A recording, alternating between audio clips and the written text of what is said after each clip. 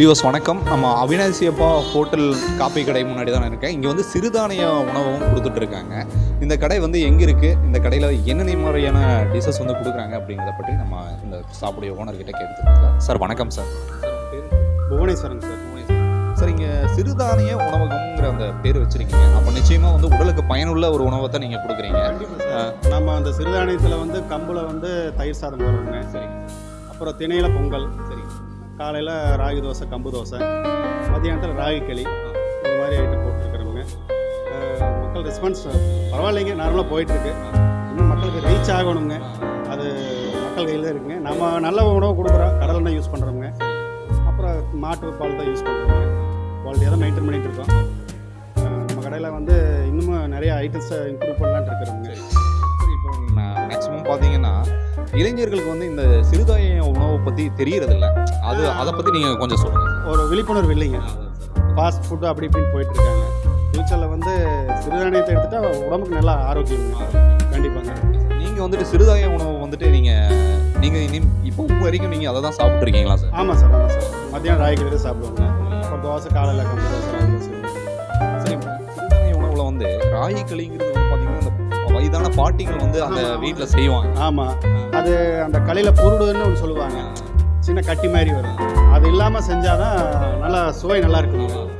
வீட்டில் சம்சாரம் செய்வோம் பிள்ளைங்க, அவங்க பழகிட்டா பிள்ளைங்க. அதுக்கு சப்போர்ட்டாக எங்கள் மாப்பிள்ளை இருக்கிறாருங்க, அவர் தான் உதவி பண்ணார். அதனால் இப்போ போயிட்டுருக்கு. என்ன குழம்பு வந்து நீங்கள் அதை கொடுக்குறீங்க சார்? சைவ ஹோட்டலுங்க சார் இது.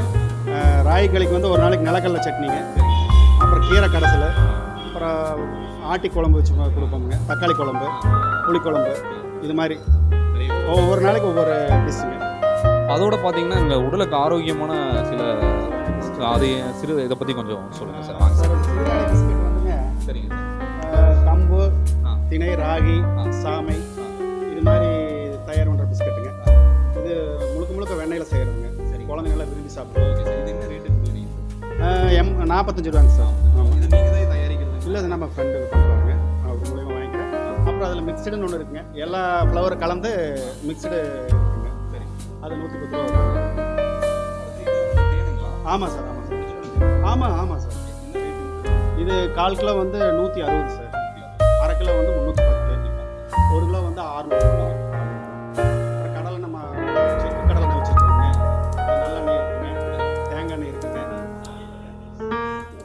அப்புறம் நட்ஸில் வந்து பாதாம், முந்திரி, திராட்சை இதெல்லாம் இருக்குதுங்க. இது கீரை பொடி இதெல்லாம் இருக்குதுங்க. ஆர்கஸ்னு ஒரு பிராண்டுங்க. சரிங்க. இது நல்லா இருக்குங்க. ஸோ அது போக பார்த்தீங்கன்னா நம்ம ஹோட்டலில் வந்துட்டு காஃபி நீங்கள் கொடுக்குறீங்க, tea coffee. Filter coffee sir, Kumbakonam degree filter coffee. ஆமாம் சார். சரிங்க சார். டீ வந்து 3 ரோஸ் தான் போடுறோங்க. நாட்டு சக்கரை வேணாலும் போட்டு தர்றேங்க, நார்மல் அஸ்கா வேணாலும் போட்டு தரோங்க. அஸ்கா அவாய்ட் பண்ணணும்னு நினைக்கிறோங்க. கஸ்டமர் சில பேருக்கு டேஸ்ட் பிடிக்கிறது இல்லை. கரும்பு சக்கரை பெரும்பாலும் ரெக்கமெண்ட் பண்ணுறதுங்க. இல்லை, அதுதான் ரொம்ப நல்லதுங்க, உடலுக்கு ஆரோக்கியமானது. ஆமாம், நிறைய பேர் தெரிஞ்சு. ஆமாம். அப்புறம் ஒப்புட்டு இருக்குதுங்க. வந்துட்டு பார்த்தீங்கன்னா எப்படி சார், இது நீங்களே தயாரிக்கக்கூடியது? நம்ம ஓன் ப்ரொடக்ஷன் சார். ஆமாம் சார். எப்படி காரங்களாம் சார்? இது காரம் ஒப்புட்டுங்க, இனிப்பை போட்டு போட்டால் முடிஞ்சுதுங்க. ஆமாம், விரும்பி சாப்பிட்றாங்க. காரம் போது இப்போ தான் போட்டிருக்கிறோங்க. சில பேர் காரம் பிடிக்கிறது இல்லை, இனிப்பு தானே விரும்புகிறாங்க.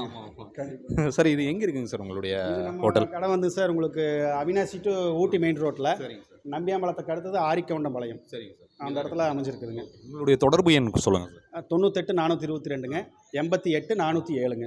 407. Okay sir. அதாவது ஒரு மக்களுக்கு வந்து சேவை செய்யக்கூடிய ஒரு துறையில் இருக்கீங்க.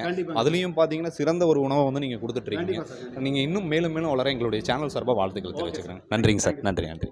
ஸோ வியூவர்ஸ், இன்றைக்கி வந்து ஒரு பயனுள்ள ஒரு தகவல் நீங்கள் தெரிஞ்சிருப்பீங்கன்னு நினைக்கிறேன். ஏன்னா இது பாரம்பரியமான ஒரு உணவுகளை வந்து இந்த ஹோட்டலில் கொடுத்துட்ருக்காங்க. நீங்கள் வந்து திருப்பூர் டு மேட்டுப்பாளையம் போகிறவராக இருந்தீங்கன்னா இந்த ஹோட்டல் அன்றைக்கி நீங்கள் ஒரு தடவை சாப்பிட்டு பாருங்கள், நிச்சயமாக உங்களுக்கு பிடிக்கும். மற்றும் ஒரு பதிவில் நான் உங்களை சந்திக்கிறேன். நன்றி, வணக்கம்.